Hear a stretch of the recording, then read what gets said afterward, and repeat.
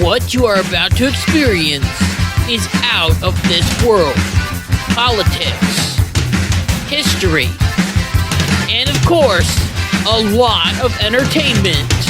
It's time to rock it with the Docket.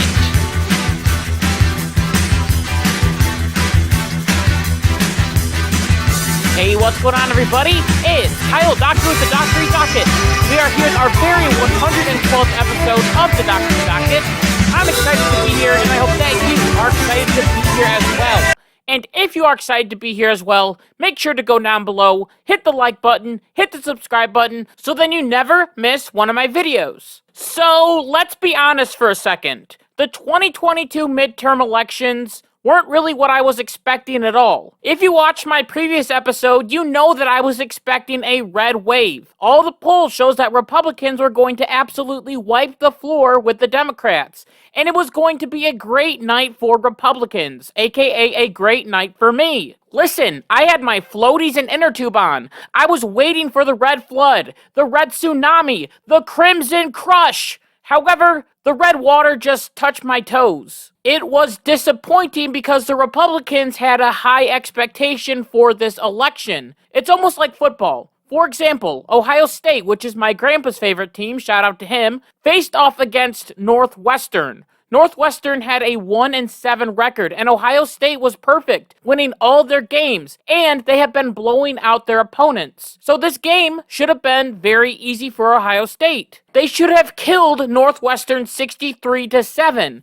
However, the final score was 21-7. Did Ohio State win? Yes, but they were expected to do a whole lot better than that. This election showed that you can win some things, but also look weak because you lost some things as well. This happened during this election as Republicans did have some wins. A win was that they now have control of the House of Representatives by a very slim margin, but it is a win nonetheless. They now can check Joe Biden on all of his spending packages. And that also means that Nancy Pelosi is fired and probably won't be the Speaker of the House ever again. This is where the Republicans were strong. However, they looked weak in the Senate. As I thought I was right about the Senate race in Nevada, as Laxalt was up the entire time. First, he was up by 2,000 votes. Then 800 votes, and then 1,000 votes, and then back down to 800 votes. Nevada apparently had trouble counting ballots, but sadly, after all the mail-in ballots came in, Laxalt lost in one of the closest elections I think I have ever seen in my entire life. It was one of the most stressful elections I've ever seen in my life as well. However, on the flip side, Joe Lombardo, a Republican, won the governor's race in Nevada. Now, Arizona also had the same issue with counting ballots, as it remained at 70% for 2 days after the election. Apparently, they had some paper issues or whatever. It's a bunch of nonsense, I think. It's like, come on, guys, can we just count a little bit faster? People have dockets to write. But once all the mail-in ballots came in, we got a clear picture of what actually happened in these different states of Nevada and also Arizona and other states as well. Which leads to all of my predictions to be terribly wrong. I apologize for all of that. I tried my best. As in Arizona, Mark Kelly won re-election against Blake Masters. And in the governor's race of Arizona, Kari Lake was sadly beaten by Katie Hobbs in another close election. I like Kari Lake and I think that she has a bright future. Maybe even a possible 2024 vice presidential candidate. Moving over to Pennsylvania, they for some reason voted in John Fetterman, who once again just had a stroke and can't understand small talk. But that's on the Democrats. He is their responsibility now. And the memes are just fantastic. Like how weird John Fetterman looks in a suit. And also all the comments on his neck. And they say that he looks like the guy from Goonies, which I think is just hilarious. Was it disappointing that Oz lost? Yes. But at least Joe Biden isn't the only person in Washington, D.C. that no one can understand. Democrats also took the governor's seat as well in Pennsylvania. Then moving down to Georgia, the Senate race kept going back and forth, and both candidates ended up below 50%, which in Georgia means a runoff election between Warnock and Walker on December 6th.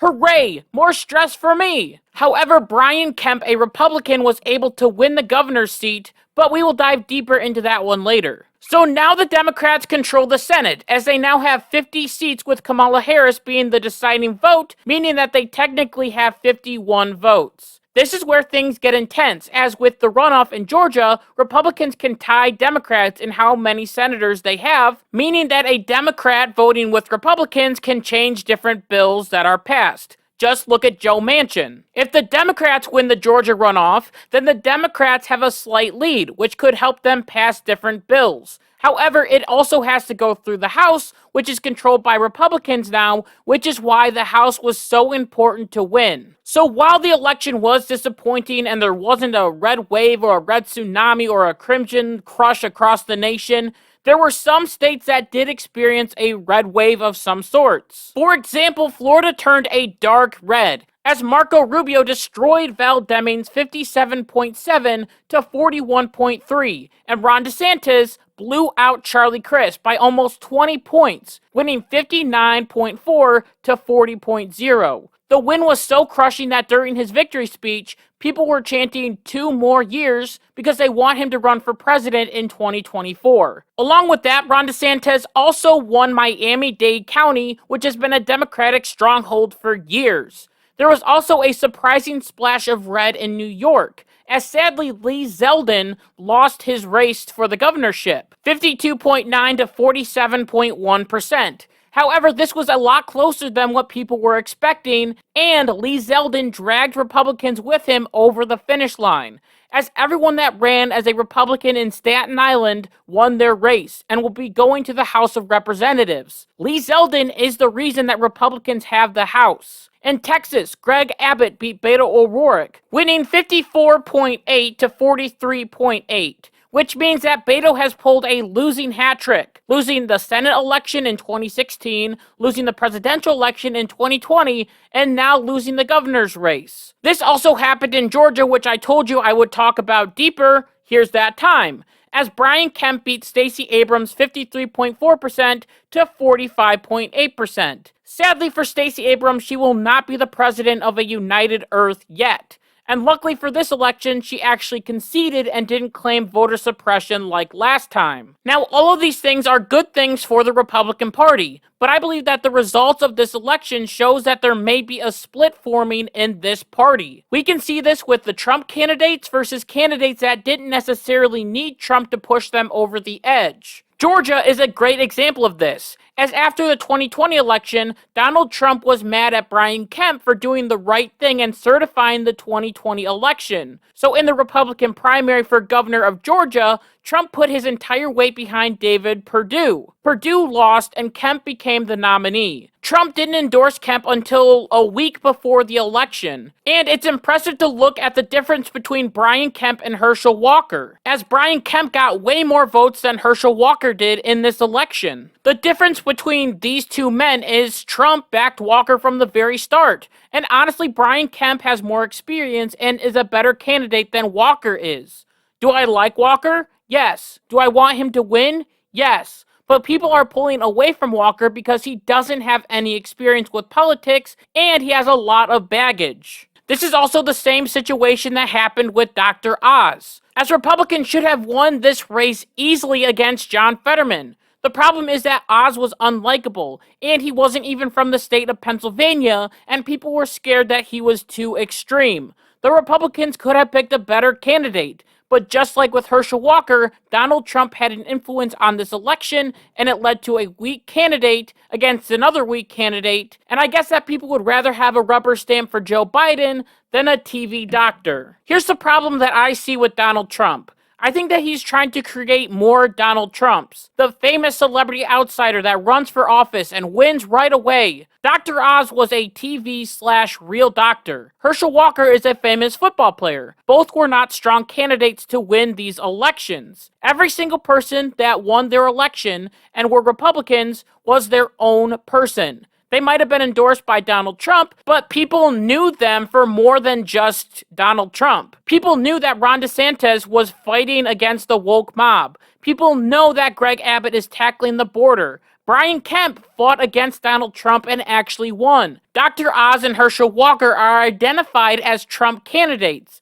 And guess what? Some people like independents don't like that. This whole celebrity to politician thing may have been a one-trick pony for Donald Trump. It doesn't help that Donald Trump is picking bad candidates, but the question is, did the results of this election make Donald Trump go a little bit crazy? Yes, it did, as Donald Trump was acting very strange before and after this election, as Donald Trump started attacking Republicans on Truth Social, as the first truth of the night was celebrating the loss of John O'Day in Colorado, who is a Republican. As he wrote, "Joe O'Day, lost big. Make America great again." Why is he doing this? Shouldn't he be sad that one of his party members is losing? Then for some reason on November 11th, he attacked Glenn Youngkin, claiming that his name sounded Chinese and that he couldn't have won in Virginia without Trump's endorsement. This might be true, but why is he attacking Republicans and Glenn Youngkin, who wasn't even in this election at all? Trump just smacked him right out of left field for no reason. Trump, however, has only attacked one candidate the hardest, and that is Ron Desantis. As 2 days before the election, Trump did a huge rally in Florida for Marco Rubio, but Ron DeSantis wasn't invited. This was a very strange thing, as DeSantis is huge in Florida. Then at that rally, Donald Trump created a new nickname for Ron DeSantis, calling him Ron DeSanctimonious, which sanctimonious means making show or being morally superior to other people, and putting DE in front of that means that Ron DeSantis isn't that. I hope that makes sense. It's so confusing that Trump is doing this, as he even attacked Ron DeSantis on Truth Social, as he wrote, "Now that the election in Florida is over and everything went quite well, shouldn't it be said that in 2020 I got 1.1 million more votes in Florida than Ron D got this year, 5.7 million to 4.6 million? Just asking." Trump never said, "Hey, congratulations, Ron, for killing it in Florida. You are awesome." No, he's attacking him because Trump is seeing that DeSantis has momentum. And honestly, I think that Trump is scared of DeSantis. And also other strong Republicans because they are a threat to Donald Trump. And they can also beat Donald Trump as well. And he can't have that happen. He has to be the one in charge. Trump also warned DeSantis not to run in the 2024 presidential election because if he does, according to Trump, he could hurt himself very badly. And then Trump sort of threatened Ron DeSantis as well, which is another strange thing. As in an interview, Trump claimed, "If he runs, he runs. And if he did run, I will tell you things about him that won't be very flattering. I know more about him than anybody other than perhaps his wife, who is really running his campaign." This is why on Tuesday, November 15th, Donald Trump came out and announced that he was going to be running for president in 2024. In order to make America great and glorious again, I am tonight announcing my candidacy for President of the United States.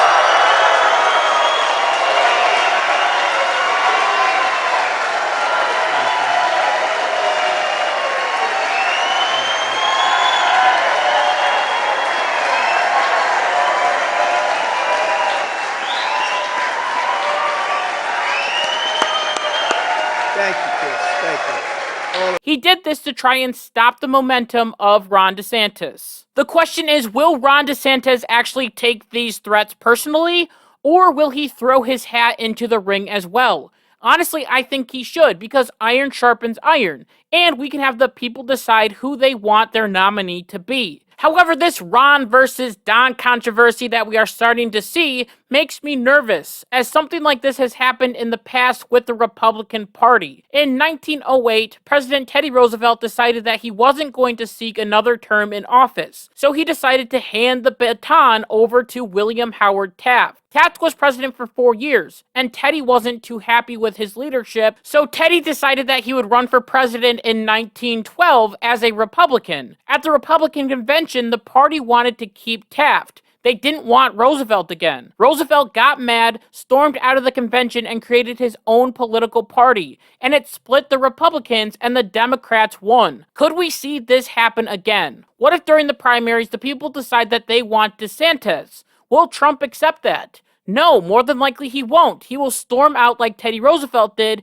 and will probably create his own political party, splitting the Republican Party, leading to a radical Democrat to take over. This could be another term for Joe Biden, but if Biden can't do it, then MSNBC is claiming that John Fetterman can do it. Here's that video. Fetterman as a nominee at some point for president. I know there's some variables, obviously, but just a few. But I just, what he did in the super red, deep red parts of Pennsylvania, and the way that he ran ahead of Biden, as you were saying, ran ahead of Trump. I mean, it makes you wonder about his future.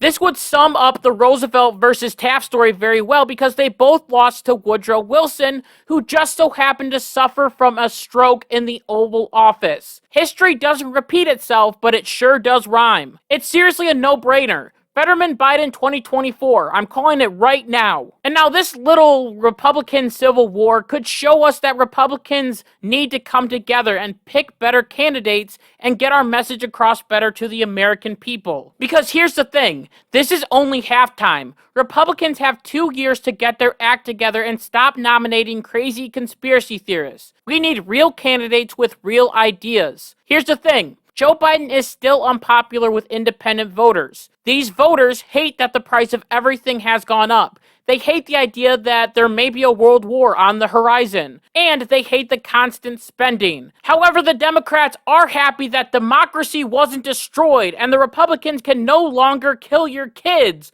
Woohoo! It was almost like the Democrats used that as a strategy to scare you into voting for them. Weird. But according to Joe Biden, he's not changing anything after the midterms, even though his poll numbers are in the toilet. Americans are frustrated, and in fact, 75% of voters say the country is heading into the wrong direction, despite the results of last night. What in the next 2 years do you intend to do differently to change people's opinion of the direction of the country, particularly as you contemplate a run for president in 2024? Nothing, because they're just finding out what we're doing. The more they know about what we're doing, the more support there is. This means that everything is going to get worse in this country, which in the long run could help Republicans if they don't elect stupid people with crazy ideas. In the end, this election was a wake-up call for the Republican Party. They have a chance right now to turn it around and make sure that we win the next election, the presidential election. And it's always hard to see your team lose. You want them to win every single time, but in life, that's not how it works. You have to take your defeats as a learning moment and make sure you do better in the next election. And with that, I just want to thank you so much for listening to this episode of the Dockery Docket. And until next time, like my mom always says, be good, be kind, be loving, goodbye.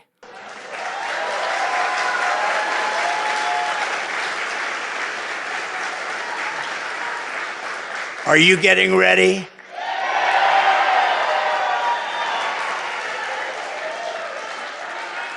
And I am too.